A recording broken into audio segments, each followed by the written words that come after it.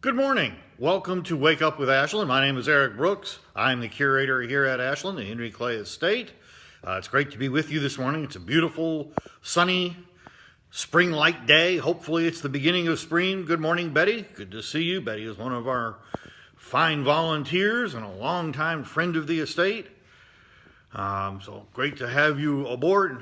In fact, I believe I am correct, Betty, that this year is 20 years since you started working at the estate in various ways, so we appreciate all of those loyal years of service. And you've done a lot of great things here, so thank you for that. But it's great to be back with you. We had intended to do this a few weeks ago. Obviously, Mother Nature had other ideas, so fortunately we are through that. The snow is gone, and it's nice and warm, so we're glad to be back and joining you today. Good morning to my wife and LV, my cat. They're watching at home. Glad to see them aboard. I knew when I said I was doing jewelry that my wife would tune in because that's a subject near and dear to her heart. So thanks for watching. Glad to see you. Like I say, we're glad to be here. I'm pleased to report that overall Ashland survived all the weather very well. We are back open for tours, so you can go on the website, get all the information about the tours. We're offering both the signature tour, the Traces tour, and our Women of Ashland tour on a recurring basis. You can schedule those on our website through Fair Harbor. Good morning, Tracy. Good to see you. So you can find all that information there. And today we're going to talk about some of the women in a variety of ways, and you can learn more about them and their remarkable stories through the Women of Ashland tour, which is offered 3 times a week at 4 p.m. So, as noted a little bit ago, today we're going to be talking about jewelry. And as I say, I intended to do this as a Valentine's Day program. And well, I think we all know what weather we had around Valentine's Day. So that unfortunately didn't happen.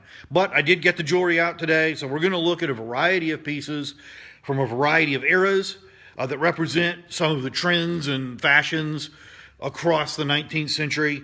Various types of things that women wore, in some cases men wore. So we have a really remarkable collection, I think, of jewelry. We're very fortunate in that regard. The family kept up with it, passed it along, and eventually a lot of it ended up here. Kind of interesting story. While we have a number of really important pieces that the family very carefully managed and passed on with information, a good chunk of our collection actually turned up in a really unexpected and surprising way. When the foundation took over the property in 1948, they took it over from Nanette, and the deal was that what was in the house became the property of the foundation. Well, there were a lot of things in the house, and I'm sure as many of you probably have at your house. You have things tucked away in attics and in closets and whatnot. And, people who aren't you probably wouldn't know what's there, and it could take some time to go through all of that. Well, that was true here. In fact, really, until the renovation of 1992, there were still a lot of things that had just never been found or gone through. And my predecessor, up until about 20 years ago, was still doing that. But when they did the renovation, they were working in the attic, and under the eaves found a box, a bread box, which was interesting enough. When they brought the bread box out and opened it, they discovered that it was full of jewelry. So we have a lot of pieces in our collection that are quite important that came out of this bread box. So that's kind of a remarkable way to expand one's collection. Good morning, Lloyd. Good morning, Julie. Good morning, Mike. Glad to see everyone this morning. So let's get started looking at some of the pieces, and I'm going to start with kind of the creme de la creme, if you will. This set is a set that belonged to Lucretia Hart Clay. This is called a parure. When you have a set of jewelry that involves multiple pieces like this that are all meant to be worn together, that's called a parure. This set is pearls. It is what are called seed pearls. They're very, very tiny. You can see just how small. I mean, these things are absolutely minuscule, like poppy seed size. And you can see here, this is the necklace. The pearls are mounted in these knots like that on mother of pearl. So that's a piece of mother of pearl with holes drilled in it through which the little pearls have been strung. These are extremely fine. We actually had this set conserved by a conservator. And to do it, it requires, because these pearls are so small, they are strung on single strands of silk, which is just truly amazing work. You can see how fine. They're very, very delicate. The condition is not bad. It's obviously not perfect because that silk will shatter after time. So we've lost a few pearls, but all in all, mostly still there. And it consists of earrings, 2 brooches, the necklace, and of course, the tiara. Now, we don't know exactly how this set came here, but sets like this were typically manufactured in France, in Paris. We know that Henry Clay passed through Paris on his way from Ghent to London. After finishing the Treaty of Ghent, he had diplomatic business in London, so he went through Paris on to London. We think perhaps at that time he purchased this set and brought it back for Lucretia as a sort of souvenir of his time in Europe, and perhaps out of appreciation of the fact that she had been home alone with the children for months by the time he got back. So, way to say thank you for that. The pearls from which this set are made probably originated in the Persian Gulf. Seed pearls of this type typically came from that area. Now, you don't see these much today. It's very hard to find pearls like this now. They're just not available as they once were. So, kind of amazing work. And we have 2 other sets of pearls in the collection that also pass through the family. This set at the top belonged to Julia Prather Clay, wife of Henry Clay Jr. Now, they're a little larger, although there are some very fine seed pearls. If you get, I'm trying to do this in the light in the right way, you can see them around the larger pearls. This set, unfortunately, has some condition issues. It needs to be worked on.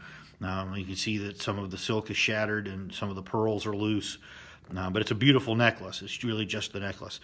This is one of our most recent jewelry acquisition.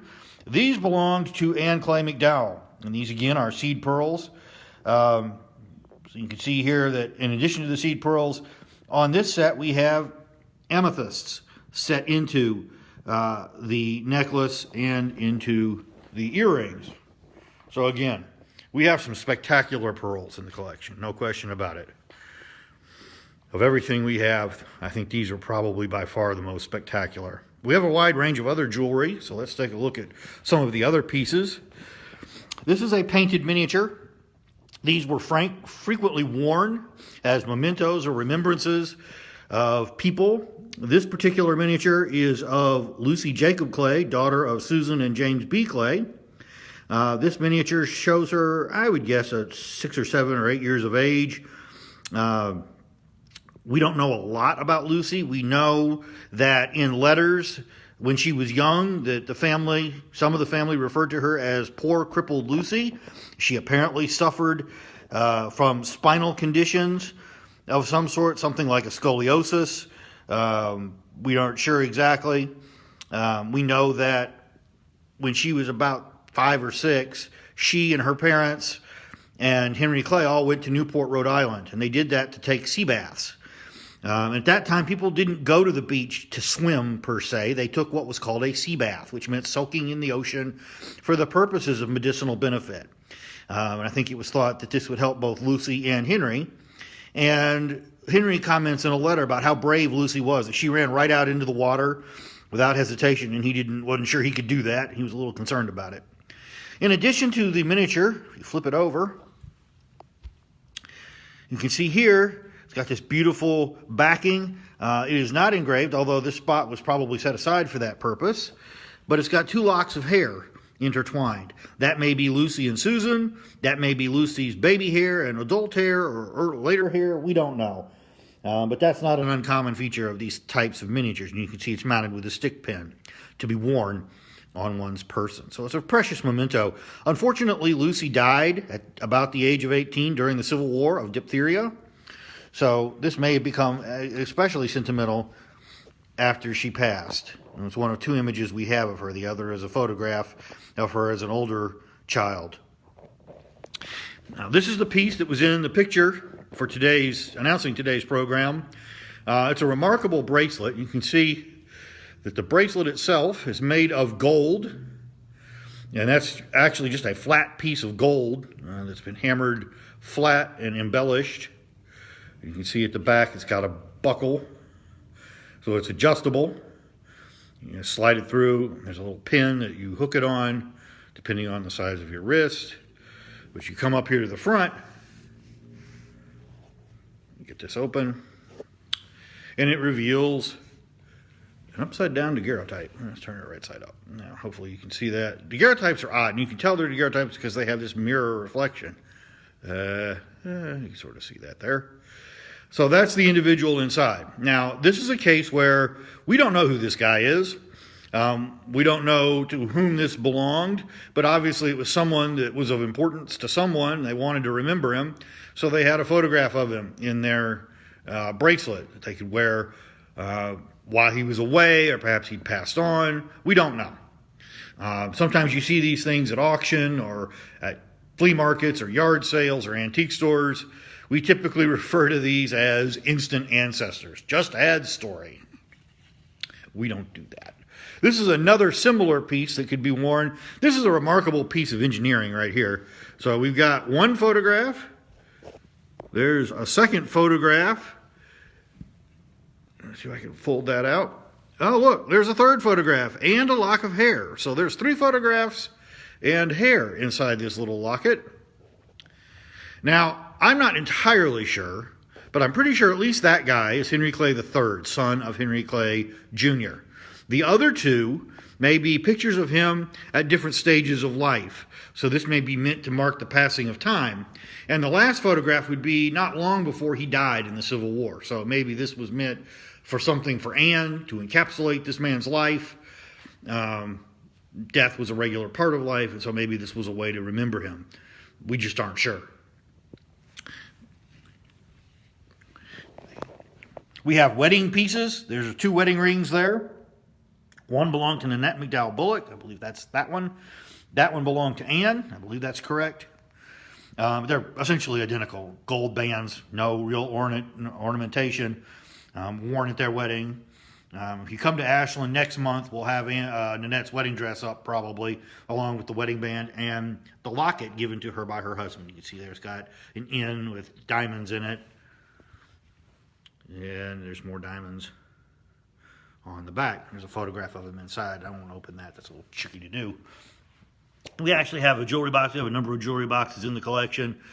This one is from a jeweler in Cynthiana, Kentucky. I don't know for sure if the locket was actually bought at that jeweler or just stored in this box. But nonetheless, it is a piece that Nanette would have worn as a memento from her husband. I think this is a really interesting piece. You wouldn't necessarily know that this is jewelry.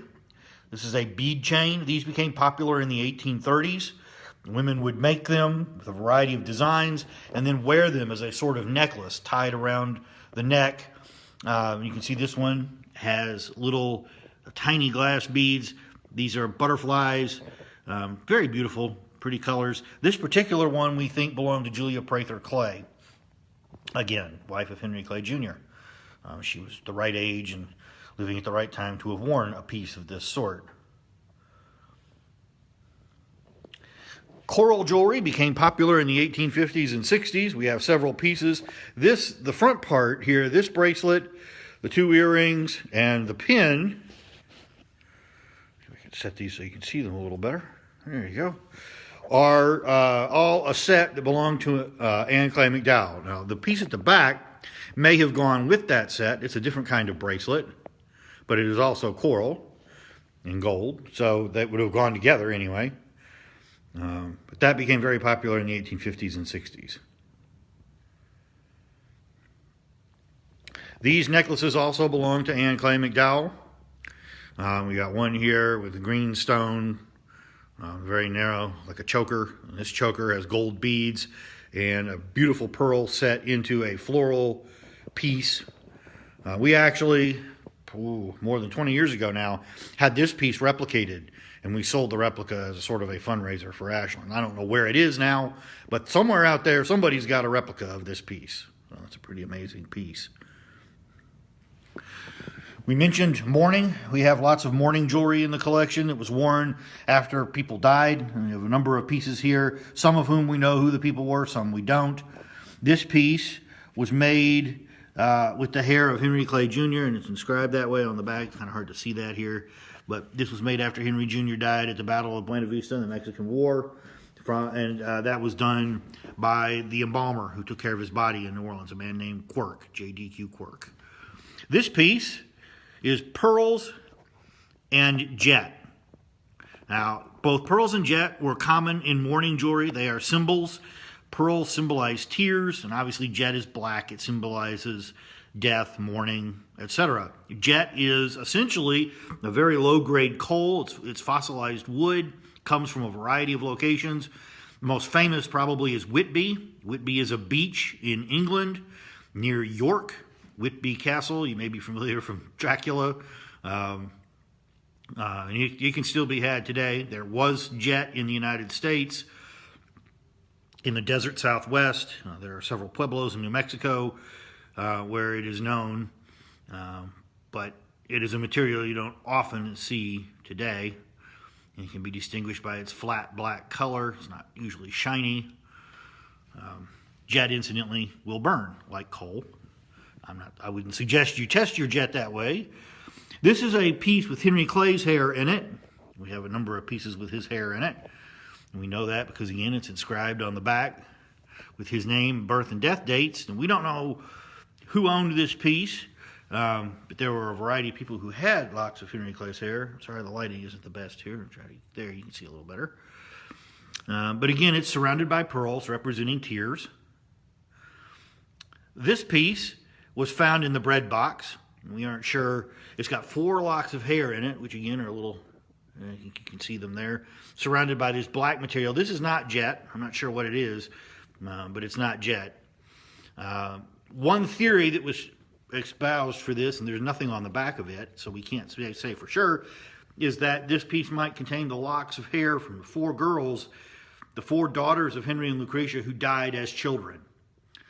Again, we don't know that. That may or may not be at all the case. This is a really unique piece. That is all hair, wrapped, woven in this manner, and then attached to this gold piece so it can be suspended from a chain. And they could do some pretty remarkable things. There were people who worked at jewelry establishments who did this as a living. So they could do some, like I say, pretty remarkable things with the hair. We have a number of watches in the collection. We actually have Henry Clay's pocket watch. That's downstairs. I chose not to bring it out. It's widely seen. These 2 watches are not as often seen. This is a pendant watch worn like a necklace, or perhaps wrapped around a belt. And this is Nanette's. You can see it's monogrammed to her, Nanette Mittal Bullock. Flip it over. It's a Waltham. That's a pretty well-known watch company. Fairly standard watch. Not exactly extraordinary, but it's still a very, very nice one. I don't know if this runs. I haven't tried winding it. This one belonged to Susan Jacob Clay, and I think that she probably acquired this when she and James were in Europe, when he was chargé d'affaires to Portugal. This was manufactured in Geneva, Switzerland, and so I suspect she picked it up there or somewhere else in Europe. Maybe even bought it on arrival and wore it to things like court. You can see it's encrusted with jewels, etc. If we flip it over, it's got a very fancy engraved face, Roman numerals. You can see how all that works. Now, interesting thing about watches. You can sort of date watches with this. If you look carefully at the stem, that's not a winding stem. There's nothing there to wind the watch so that it will run. Whereas this watch, you see the stem, you can see it's got this winder right there. That is how you wind up the watch so it will run. Now, earlier watches were wound with keys. If you were to open the back of this watch, there are actually 2 holes in which a key would be inserted and the watch wound. That meant you had to carry your key around with you, and so they were frequently attached to a watch fob at the end of a watch chain. Well, eventually, watchmakers progressed, refined watchmaking, and were able to do winding stems, which means you didn't need to keep up with the key. Winding stems start to come around, I think, the 1870s. and by 1900, they're pretty much the standard. So a key wind watch is going to be a much earlier watch. That's typically pre-Civil War into the Civil War. The stem winders are later 19th century on into the 20th century. So if you have a watch, you can date it that way. It's becoming more and more difficult to get watches serviced. There are fewer and fewer people who do that, and often they have to send them off somewhere to be worked on. So unfortunately, maintaining one of these is becoming a little more challenging than it once was. Now this last piece isn't exactly jewelry, but I thought it was a neat piece that fit in with the ornamentation motif. This is a comb. It is made of tortoise shell, which was a common material used for this purpose. This particular comb might have been Lucretia's. We know that in 1829, a manufacturer in Clayville, Rhode Island, incidentally, Clayville has nothing to do with Henry Clay. As far as I could tell, I tried to look that up. I could find no evidence that it was named for Henry Clay. But this manufacturer sent Henry and Lucretia 4 combs for Lucretia. And we think this may be one of them. It's an incredibly ornate comb. You can see all the flowers and the work in the tortoise shell. Absolutely exquisite. Unfortunately, we suffered a few losses, but all in all, not too bad. This tortoise shell is really, that's actually a misnomer. Most often, this came from the shells of sea turtles. So it should be turtle shell, not tortoise shell. In particular, the hawksbill turtle. Obviously, that's not done today because sea turtles are relatively endangered. But at that time, this was one reason that sea turtles were captured, to make these sorts of combs. And obviously, you have to have a fair amount of hair to use a comb that size with teeth that large. That they would wrap it up on their heads in sort of a fancy bun or hair display with this in it. Might attach a veil to it or something like that. But we have a couple of others in the collection that are small, 2 or 3 tines. They may be part of this gift. I don't know. This one is by far the most spectacular and the one that seems most likely to be, but it's possible the others are as well.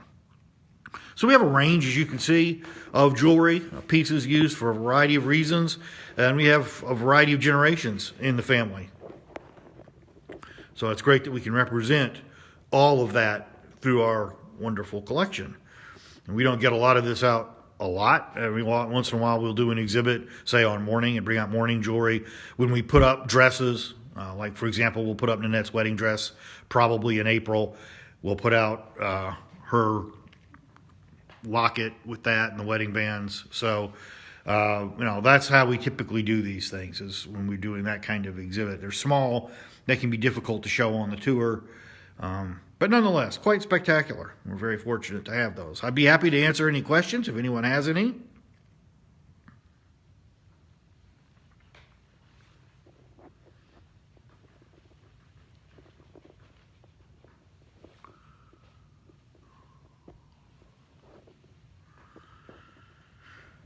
Well, thank you all for tuning in. It's great to see everyone this morning. It's great to be back with you. And keep an eye on the Facebook page. We've got a number more planned, and as the weather gets warmer, we're going to be able to do some things outside and in other places that I think will be quite interesting and quite enjoyable. So we'll look forward to seeing you again in the near future. Thank you for watching. Have a good day. Take care and be well.